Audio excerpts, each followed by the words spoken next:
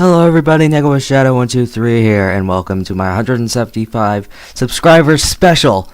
Now, this is split into two parts, as I said this morning, basically. There's going to be part 1 for this first episode, and then part 2 for this first episode, because YouTube has an upload limit, and I haven't verified my account yet, but anyways, as with other top 5, top whatever lists, there are some rules. The rules being for this one, these are games I've played, not seen, so I actually know what they are like. Also, these games are only on the PC, or games that you can play on the PC, because I do not want to go over stuff I cannot show you guys. That's my footage. I don't want to get into that stuff.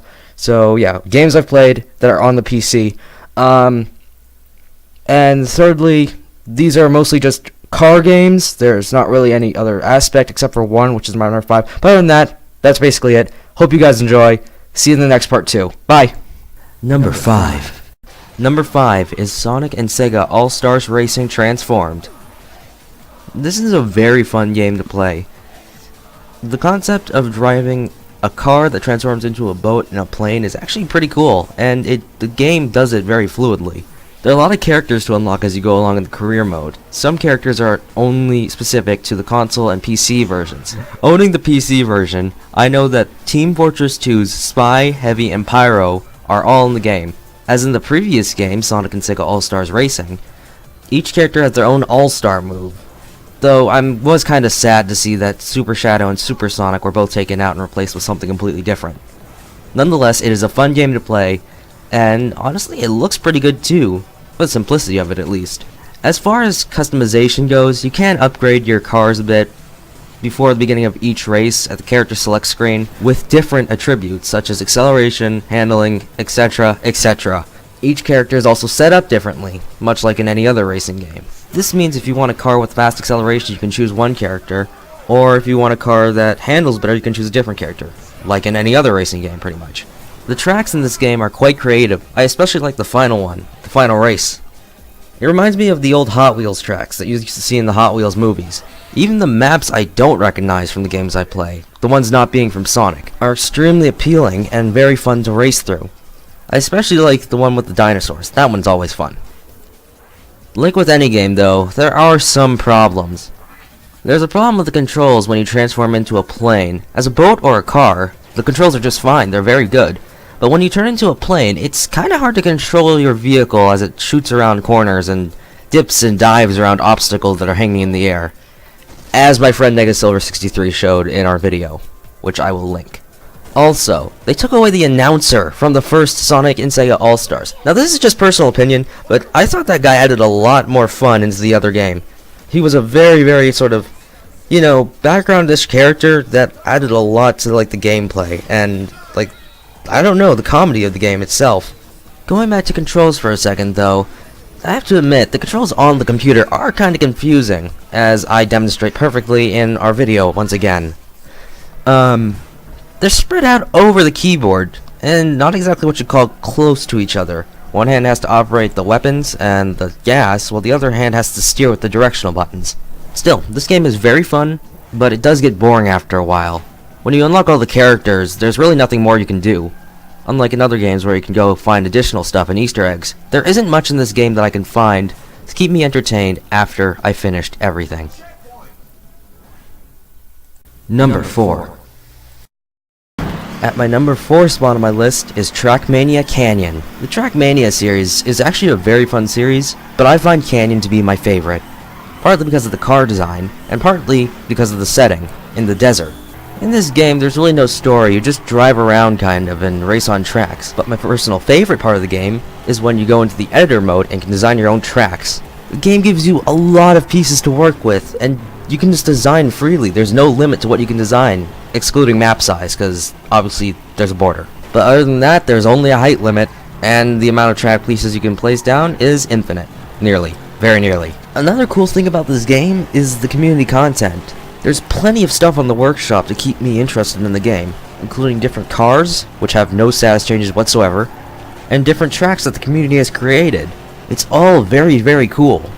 The parts in the editor also keep me entertained as well, with me trying out the loops, canyon runs, deep valley runs, and pretty much anything I can get my hands on and build, especially the boosters. I love the boosters! But, like I said before, this game has problems. For one thing, when you do get enough speed to take on one of the huge loops you get in one of the deep canyon parts, you end up crashing into the side and slowing down a lot, which makes you fall off the loop at the halfway point. Also, this is also personal opinion, but to be honest, when I'm driving through the narrow canyon roads in this game, it does feel kind of like I'm gonna crash in a second. And when you do crash, even slightly, you lose all your speed and have to accelerate back up to whatever speed you're going. Most likely over 300 something or others, because there's no units. But probably my biggest sort of problem with this game is the lack of environment change. I mean, sure, you can put different cars from the other games into this game when you buy all three, and you can swap sort of things around. You can put the canyon car and the valley track circuit things, but anyways, my point is, it just doesn't feel like there's much creativity in that respect. You can customize your own track, sure, but what happens to the cars? I thought racing was all a part of this game. Why you can customize cars? However, that being said, you can customize your car with colors and decals in the car editor part of the game. But I still want more cars! Overall, summing up this game is quite easy. It's very fun and very, very creative in short bursts, but when you play it for long enough, you get bored of it pretty quickly. Still, it's a nice game to come back to. It's nice to try out new track ideas and different circuit ideas that you can experiment with and see how your car performs on and see how you perform in the game. So this isn't a bad game, but it's not my favorite game either. Number 3. Race Room Racing Experience. Now, unlike the past two games that I've done on this list, this game is much more realistic in terms of its cars, its tracks, everything basically. There's no true fantasy aspect of this game, and the controls are somewhat hard to master due to me not having a steering wheel controller that I can use for my computer. Things I like about this game change over time. I used to like the cars that came with the startup setup, but they kinda got real stale and bland really quickly, plus I couldn't control them. With the default startup, you get 2 tracks and I think 2 cars. I might be wrong.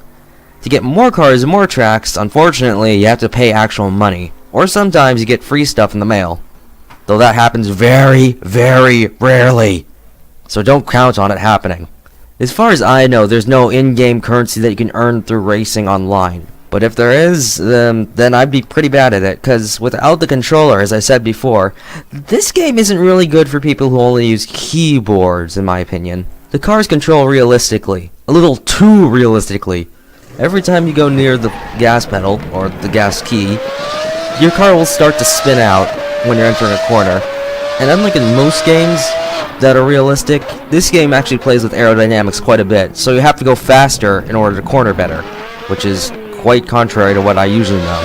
These two problems can be solved, however, through the use of traction control, which you can enable and disable in your garage settings before a race. Seeing as how I'm a really bad driver, I put it to full, 100% traction control on, so I don't spin out everywhere I go. This makes it a lot easier to corner, and a lot easier to brake, mostly, in my opinion. Very easy. Use it if you don't know how to drive. But it doesn't solve everything. It does make it a bit easier to corner and judge where you're going to go through a corner, but to be honest, you still end up going off the track and invalidating your lap times. One redeeming aspect of this game, though, is the sounds the cars make. My god, it's beautiful. Each car has its own unique sound, and it all sounds really, really good, to be honest. The Camaro sounds like a muscle car, sort of, a very, very beefy muscle car. The other 2 race cars sound a lot like race cars do. Very sort of growly, but also, I don't know how to describe it. They sound like this! And when you do get your cornering right and all your driving techniques right, it does bring about a sense of sort of accomplishment, because you've finally done something correctly. At least that's what it did for me. Don't know about you guys.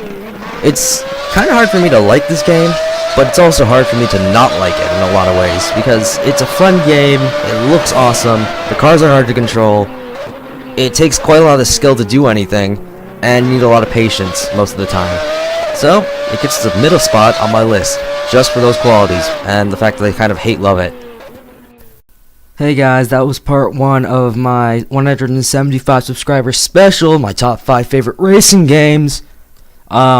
So basically, as I mentioned in a earlier video that I uploaded this morning, I've split this into 2 parts because YouTube's being a bit dicky right now with its upload limit of 15 seconds, even though I've uploaded videos that are like 41 seconds. You can check them out. They're actually pretty plain. But yeah, it's weird. Okay, so I need to verify my account, and that's gonna probably be done sometime soon. I don't really know yet, but yeah, that's what's happened. So I've had to split this video into 2 parts with numbers 5 through 3 in this part, and then numbers 2 and 1 in the next part, which I will be releasing pretty much right after this, or if not, very soon after this, depending on how long it takes to save and stuff. So yeah, that's what my plan is. I don't know if I'm going to follow through with that, because I am usually not very good at sticking to my plans, but we'll see what happens. I'll try to get my account verified so I can upload my other other video not safely, securely in one piece, if I choose to edit it or not, but whatever, because I already have the footage for the other one ready to go. But yeah, so thank you so much for watching my part 1 of my 175 subscriber special series. I'm going to do maybe 3 or 2 of them, depending on what happens, but yeah, thank you so much for watching, and I'll see you guys later.